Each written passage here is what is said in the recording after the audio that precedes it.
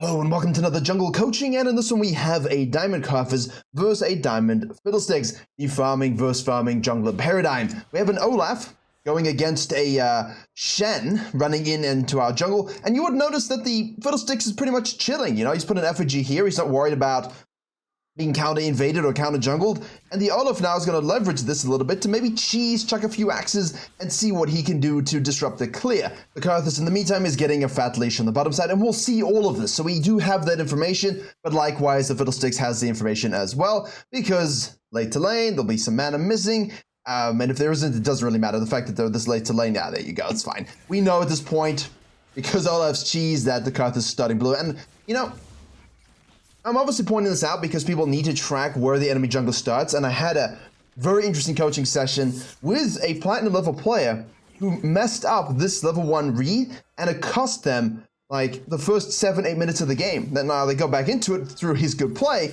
but it was really rough, and the extrapolation of having that one level 1 mistake, basically thinking he was going bottom to top instead of top to bottom, ruined his whole early game plan and his counter jungling tempo and everything. So I pointed out, but obviously in this case it's a Karthus, so we know Karthus is going to be doing that. Now Karthus can obviously do this kind of vertical jungling, but why would you really want to do that? And at the same time you've got Caitlyn and Leona versus a Swain Taric with level 2 prio. You're not going to have backup here. The Zed shoving in the Kiana. It's a doomed scenario. So in farming junglers situations, what you want to do is simply do your thing. Both of you full clear, farm it up, and we have here the 250 invade you could do in the Karthus. Most of us know who are watching the Karthus jungle since, you know, its origin in like season 9 or whatever. Basically, hey, we're not going to outfarm this guy, we're not going to outsequence this guy, let's just invade him on those Krugs and get the free kill. So we see the 2v2 trade go off right here, and effectively the Fiddlesticks cuts his clear short. He does the red here. Obviously this is a bit of a tragedy, and now he's cut his clear short and shown up. The Karthus in the middle. Did he seriously do what I just think he did? Did he seriously do what I just think he did? Ladies and gentlemen, if you are in Diamond and this is the pathing you're doing, I don't know what to tell you, because this is horrific. This shouldn't happen. This is stuff we teach to silver junglers, yeah? This is insane, because effectively what are you looking at as a Karthus here? Now, let me give you some challenger advice from a Gurren himself. In this situation, what he did with Java one time was full sequence down, recognized that he was done, bottom lane is doomed, mid lane is doomed, there's nothing he can do, he's finished his full clear early. Why sit and waste time waiting for a 330 scuttle? Go back to base, know the enemy jungle went the opposite side, and contest this with an itemization advantage. Right? So the Karthus can do something similar here. He doesn't have to hang around for the sake of the scuttle crab. He could also just go ahead and gank the mid lane, try to do something there. So horrific read and pathing by the Karthus, but of course the Gurren is, what you know, the father of all farming sequencing junglers effectively is what it feels like, but he's always very good at that kind of stuff. Obviously, we're not always going to know those things, but in this particular case, the Olaf literally showed up, chucked axes, it was kind of obvious. It is what it is. Now, effectively, what we have is the Karthus being shilling. The Fiddlesticks is behind the camp on tempo here because of this rotation. Remember, if you're farming jungle, it's better just to finish your full clear. The only time you would cut is if there's an 80% if there's an 80% rule you could actually rotate and do something. This guy sits in the bush, orders some Uber Eats, and doesn't even get an assist. You can't make it up. And now the Fiddlesticks should know, basically, hey, wait a second. They killed each other, but I see the Karthus W because I'm F-King looking around, and that means he's going up to the Scuttle Crab, which means he just wasted his whole time. It's also Karthus, so his Grump is going to be super fast, super quick, much quicker than the typical. There we go. Excellent, excellent, most exquisite. I like it. I like it. That's exactly what we want to do. We know the Karthus is going to be doing this. We'll use this against him. We'll steal this level 4 Grump. Obviously now, it's basically, let me snack this up. I know he's gonna reset, I know he's coming straight down, and this is where you want to leave an effigy in this bush right here. Leave an effigy, leave an effigy.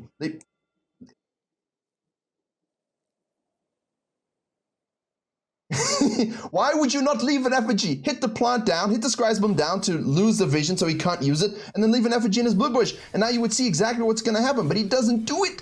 And obviously here we go, Fiddlesticks does gank the bot lane. This is good gaming. This is good to gaming. This is exactly what we want to do. Watch the minion damage there, Leona. The minion damage. And of course the Karthus now is showing up, but we would see this if we left the effigy, which we didn't, but fortunately, you see it.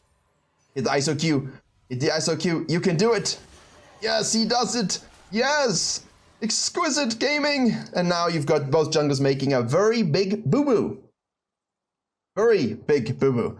This is all avoided, my friends, with a good, solid farming jungler game plan. Karthus, he did his A game, and then did the dum-dums. Then he waited, read a paper, like it's 1997. And then the Fiddlesticks decides to cut and rotate to a scenario that does not have 80% probability of success. Falls back, does Krugs, does a scuttle, recognizes that the Karthus was here and is going up, so he steals the Grump. Excellent play, but he doesn't leave the effigy, the vision, so they have no idea. Yes, I like it, very good. We have no idea that the Karthus is showing up, although, like, let's be honest. We do this because we know he did this, so we know he's going back to base, so we know he's coming down here. So we know he's gonna be here, and we have two bottom laners that are basically dead anyway.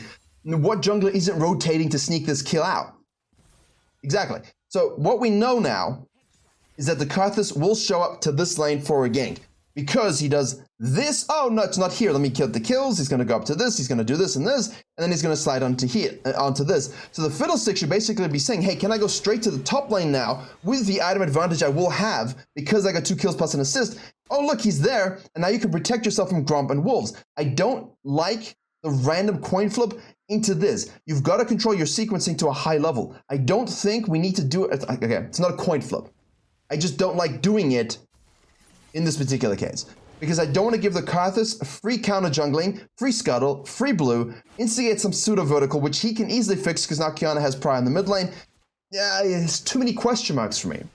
Whereas a known quantity is, hey, I know he's gonna go here. I'm gonna go out here, control my camps, even Vati gets nothing. I can sequence down level 6 bottom lane before he shows up again, because now what's gonna happen is he's gonna base and come down. You could even cut camps out to make sure that's the case. And then you get kills, Karthus cries, you take the dragon, or you invade his blue side. This way, we've just given him freebie. He did not take all the freebies. He only took 1 freebie, or 2. Apparently, we are kind junglers this game, kind boys. Anyone remember Rush? Ah, yes, yes. See, now we know the Karthus, of course, has the magical button that can be used upon request. We do not have 6. We do not have flash. We are nowhere near 6 because we cut our sequencing short for a dragon. A dragon. Silly. Silly jungling.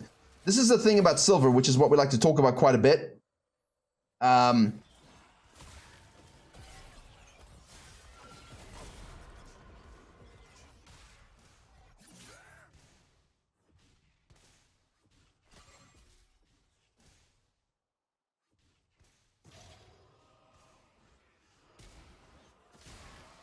What we like to talk about in silver jungling is, you know, it's good to do dragon for your morale, but at the same time, most of the time junglers are taking terrible pathing and not ganking and sequencing properly. So you wasting time here cuts the advantages you could gain otherwise, because you could always get this afterwards. And I feel like we have missed that. Although this guy is smurfing it up and climbing and steamrolling with Fiddle because he knows Fiddle, but maybe our jungling isn't as savant as we think it is. So here we could have just done boom, boom, boom. We could cut these camps out just to use whenever we get 6 to use this. If we see Karthus coming down, it's a counter gank, etc., etc.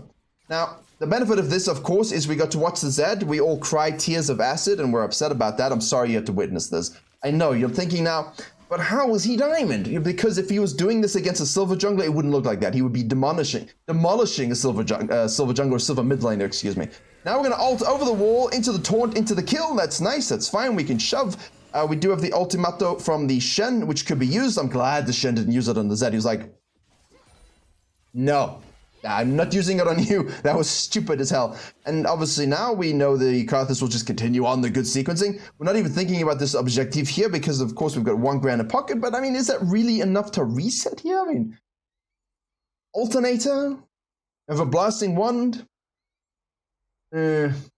I'm not a fan of what's going on right now. This guy goes back to base after his blue side quadrant, so now he can do the red side quadrant into this. He could also just outside in this into loop, purely because he knows that the Fiddlesticks showed up here. I mean, he's probably anticipating it's gone, so the Kiana's having a cheeky look. And of course, he's left 1 camp up on the map. So if you're not going to do the Herald, and you have 1,000 cash money gold, and you're basically willing to say, look, I'm giving this up a little bit, and I want to go to the bottom side, just finish the quadrant, get some extra gold. It's a control ward. Maybe it's an Fiendish Codex. I prefer to finish off my quadrant so that I know it's done and healthy. And then what I can do is obviously think about, you know, taking the scuttle if it spawns at the very least and leaving an effigy in the pit, just so I can observe the situation. Leave this top line, top side, excuse me, prepared for, yeah, possibilities, as it were. And the Olaf now is shoving out the Shen with his ult burned. We go down to our red side quadrant, we kite up, and now basically we're going to say, look, there's a Grump sitting here that hasn't been taken and respawn. We have the Scuttle Crab that's just by itself. We have the Karthus probably going to be taking this right now. Can we do something about this? Now, Karthus actually decides, no, I'm just going to gank mid lane. Effigy for the scannings, just to have a look. We have Pride on the mid lane, but we don't have Pride on the top lane, although we do have the Shen ult. Zed goes in. Like, why are they shadowing this lane? Just let it go. Like, it's volatile. They're killing each other. Both junglers are wasting their time. We're ignoring those valuable resources here, and I'll just do it myself, you know. Thanos memes. I'll just do it myself. Guess we can hold this lane. What's going on down here now? Okay. Swain is very strong, ladies and gentlemen. If you want free LP, Swain support, #1, but you can also go Swain bot. You can also go Swain mid. You could jungle him, but I wouldn't. Even I wouldn't jungle Swain jungle. Although now I'm curious. I'll get back to you on that. The point, though, is we just give up. Like, both junglers are just not interested in this whatsoever, and he just goes to his red. Like, the sequencing from a farming jungler perspective isn't there, and they're trying to anticipate too much instead of just using the tracking knowledge we have. We know he's sequenced up. We know he shows up mid lane. We know he goes up here. We take this. We leave this. And you know he's coming down. Ping your teammates. Back them up. Oh, look, a 2v2 again. Karthus presses the button. Outskilled. Well done. I mean, it's incredible. It's incredible what you've done. Wild. Beautiful. What skill you have. Outplayed.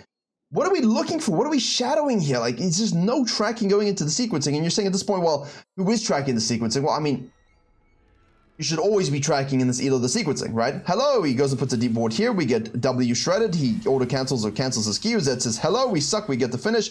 The effigy freaks out the Kiana, which is actually quite funny. It's very clearly an effigy, yet she still turns her head. And now we just have to be cautious because we have no bot lane. Obviously, Swain isn't in the picture, but let's just do that. Yeah, I'm curious. So, tracking-wise, you're always pressing tab when you see the jungler. So if you see the Karthus here, 50 CS, let's just say, and then he shows up somewhere else with 54 and a red buff, oh, he probably did his red and then came to the bottom side, which means these camps could probably be available. And then you see he does 59, and then he does 63, and then he does 67, and he shows up bottom lane, 67 CS plus blue. You're like, oh, he did his blue side quadrant. So you can always keep track of those things just by pressing tab before and after you see them all the time, frequently. When they show up and when they leave, you just press it. Now, here this is a fine ult. We use our flash. It is a Kiana. Not always a fan of ulting those kind of champions in isolation. I prefer to look for double kills and side lane kills. But we haven't really had the ganking impact we needed. Look, Vision does stuff. How cool and fun. Now, the Fiddle's going to basically have to go and hold the mid lane here. Karthus will take this. He has the Tarek Prio. Caitlyn is, I don't know. Bot lane things, right? Bot lane things. Tarek moves on up, so we know he's doing it. What can we do instead of coin flipping the result here? We could keep holding. I don't think we're going to steal it. We know they're on it for a while. Is there a point in moving down here to shadow this potential gank? Sure. But is Karthus most likely going to do that? No. Why? Because he's just going to use his ult when it's off cooldown. And we know his blue buff is spawning. So we do shadow, which is fine to a degree. But at this point, it's a farming jungler versus another farming jungler. Is the Karthus going to counter jungle me in any real way? Is there anything really to counter jungle? No. So you could easily shove this up. Go top lane, take this, top side rather, take this, you got this, you got this. Can we kill the Olaf again? Or can I just hex tech out and take my blue side? Can I go back to base and can I just ult bottom lane? Let's snowball this a little bit, who knows? So Fiddlesticks instead goes all the way down from mid lane to his Krugs and then all the way back up to the top side to do all of this.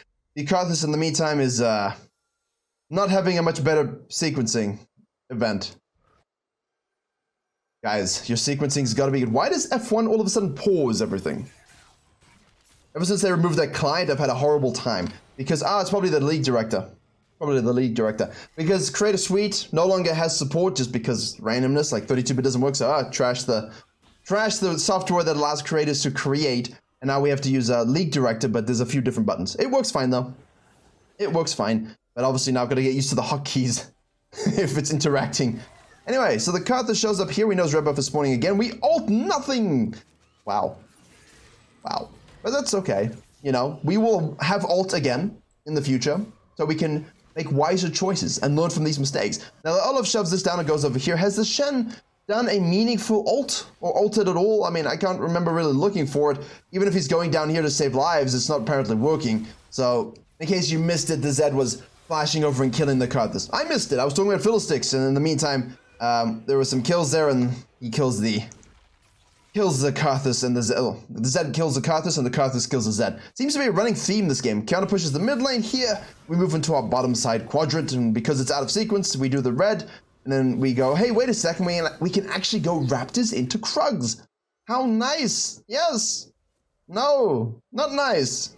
Guy. What's his level? Like, you need level 11. What do we...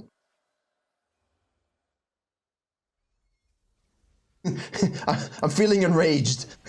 I'm feeling some rage. Hey, Shen ult onto the Zed who kills the Olaf. Like, just do your Krugs in the meantime if you wanted to do this. I mean, it's not so bad to basically go, you know, red Raptors Krugs. If that's the sequence, you can always just loop back here, quickly cut to the top side, counter gank this scenario with your ult that's just available right now. And instead, what we've done is we've done, you know, red Raptors, chilled a little bit, Hextech gated into this. We're investing to this bottom lane gank with Taric ult being available. Now we know it's warded most likely because they had shove at this point, and he has, well, 1 out of 3 placed.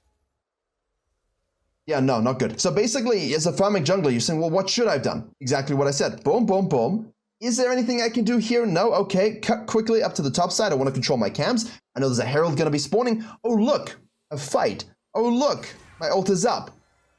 Maybe you can change the nature of it. Maybe you can turn it. Maybe you can win the game from it.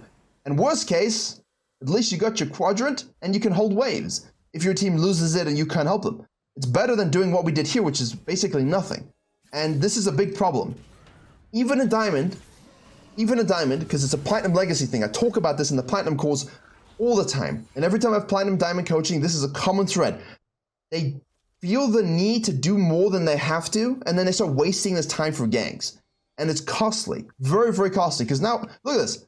Red, Raptors, and Krugs. And you can say, well, what about the time invest into this? But what was stopping us? Nice, before the... Yeah, there we go. And we'll basically, hopefully, have enough to kill Caitlyn ult. She actually does a little bit of damage. Enough to get that kill. You can say, well, hey, look, he got kills. Nice result-based thinking. No. No, that's why I talk about it in the moment. Look at Zed. Uh-oh. Get nervous with Karthus ults.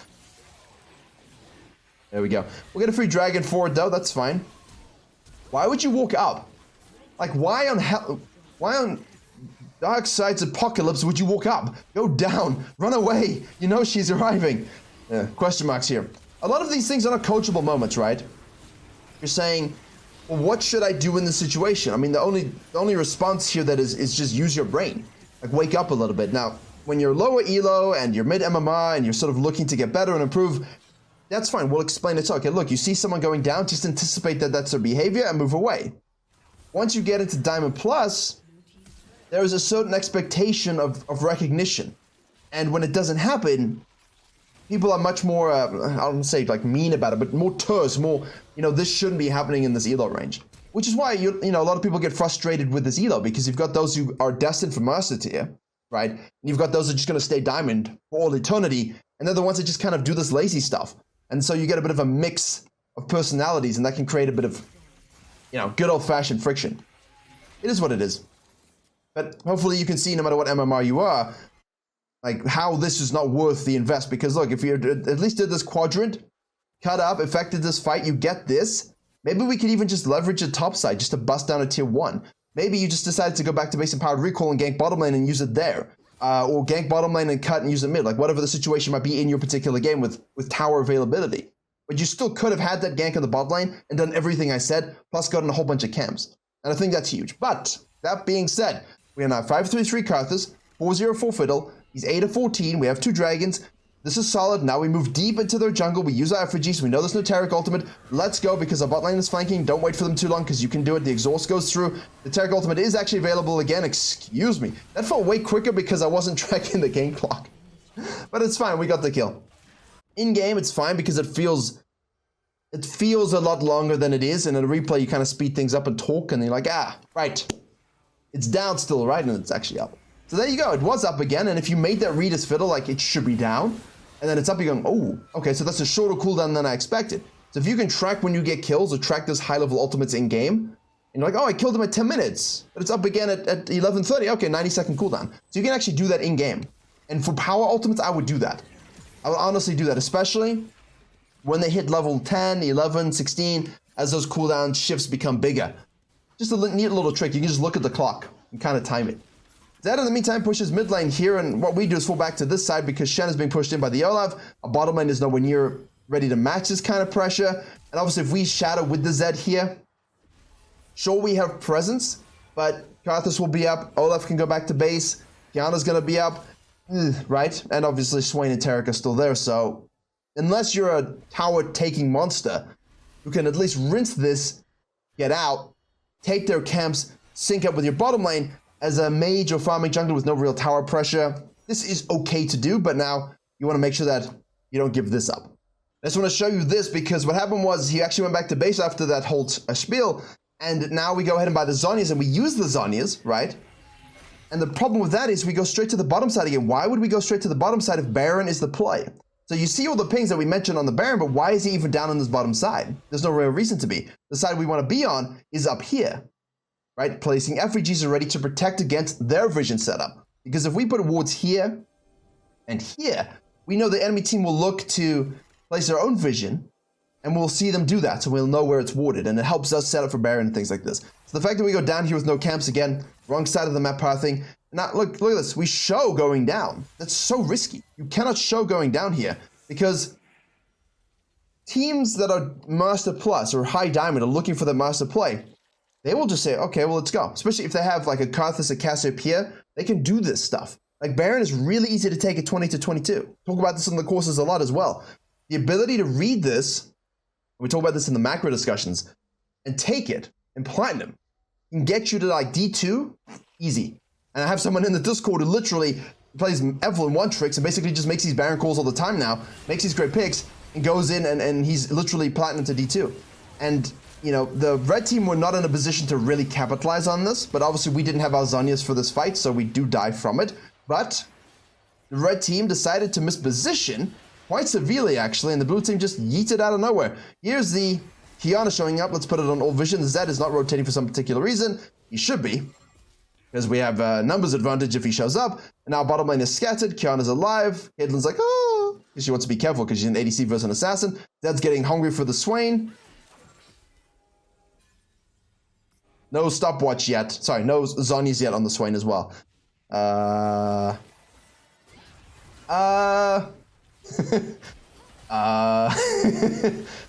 You know, mechanics, while they're better than most, they're still not perfect. There's still room for improvement. Karthus has respawned, and the problem with the Karthus is he's going for the Shadow Flame into the Zhonya's, which is fine, but he has died multiple times now because he didn't go for that Zhonya's early. And I know there's always this idealistic 2-item spike stuff, but on Zyra, even though, because obviously I have like 1.6 million in Zyra, and I've played Zyra jungle and Zyra support since, for 10 years now, you know, there's the second item you could go a lot of the time. Like if I didn't have to buy Zhonya's, there would be a lot of things I could possibly go. I also flex my mythic, but 99% of the time I just have to go Zhonya's to live through fights, and the AP boost that they gave it last year is nice. 80 AP is solid, right? Like this isn't anything to scoff at. You can use this. So I understand that it's not ideal a lot of the time, but if you're against team comps that can just kill you, then yeah, definitely. So we're going to channel the ultimate onto an AoE thing here. We'll smite this away. That's beautifully done. We'll kill them all before the Tarek ult pops off. Really beautifully done. The stopwatch is used there by the Karthus. That's a waste of a stopwatch. Well, maybe it's not. No, it is. Yeah, so he doesn't actually get in. Well, actually, wait. Yeah, okay. He'll 890 gold. He'll have enough to finish it, so it's fine. So this is actually a good example, right? So it swaps around.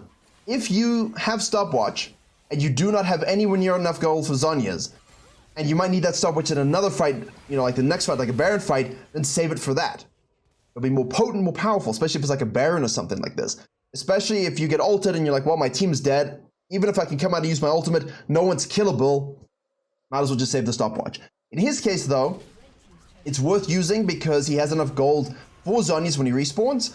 And so if you don't spend it there, you're wasting the stopwatch entirely because there's no point finishing the Zhonya's. Because you basically get stasis here, you respawn your Zhonya's, and you get stasis here as well.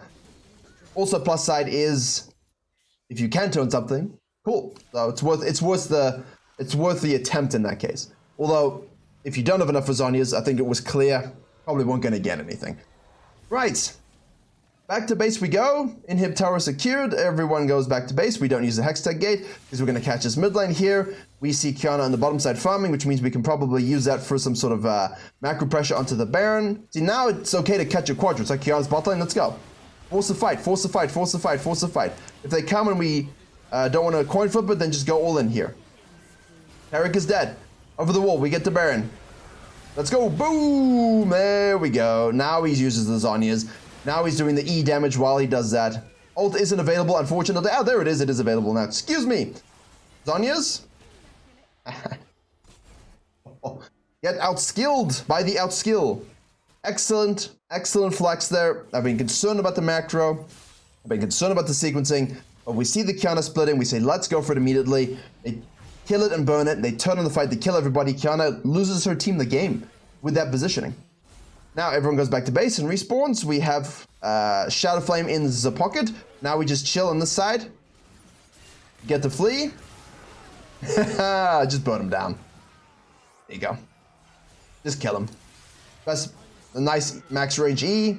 He dies as well. Should be standard stuff. Shen's on the bottom lane here against a Qiyana. Push this. Chill in the bush. We have ult available. We burn it on the Swain. Standard stuff at this particular stage. Leona, push that wave, please. Taric ult. Shen ult. There we go. Although maybe she probably shouldn't have pushed the wave. That's the Zyra in me. The Zyra in me is I would push this a little bit and then cut, but it doesn't really matter because it's super. So ignore me. Ignore me. A lapse in judgment. Rotate, help your team, because obviously Taric ult was going through and taking on a turret. And there we go. Second inhib. Ah, well. Karthus. Karthus. We still get it. Watch the respawn timers. Can we get this one as well? There you go, Leona. See, now we push and we take this off. There we go. He's...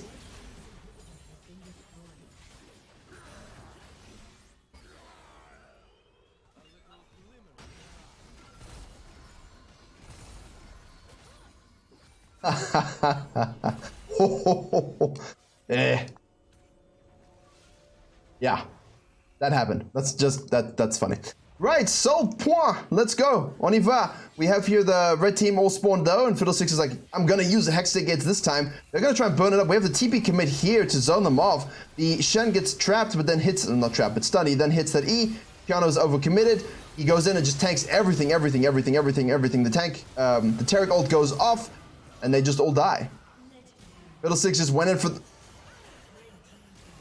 Well, that was very close, but that'll be GG, so not really interesting anyway. But yeah, great. Nice little coin flip back and forth from both farming junglers, and by nice, I mean that wasn't very good sometimes. But the Fiddlesticks definitely had a bit of mid-game pathing, and I love the recognition into just winning the game. And of course, the Olaf died to Leona one-on-one, which gave me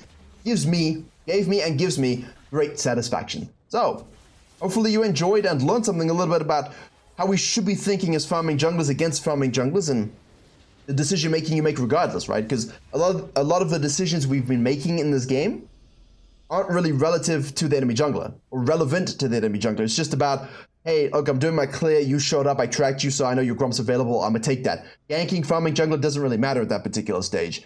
And a lot of the things they were doing weren't really in relation to each other, but it probably should have been that way. But if you're farming jungler, these are the things we like to think about. Thank you very much for watching. Courses on Virkayu.gg, coaching, Virkayu.gg, coaching Vode Library on Virkayu.gg, and very soon, another bootcamp hosted by Virkayu.gg and Gosu. And as always, I will see you all in the next tutorial.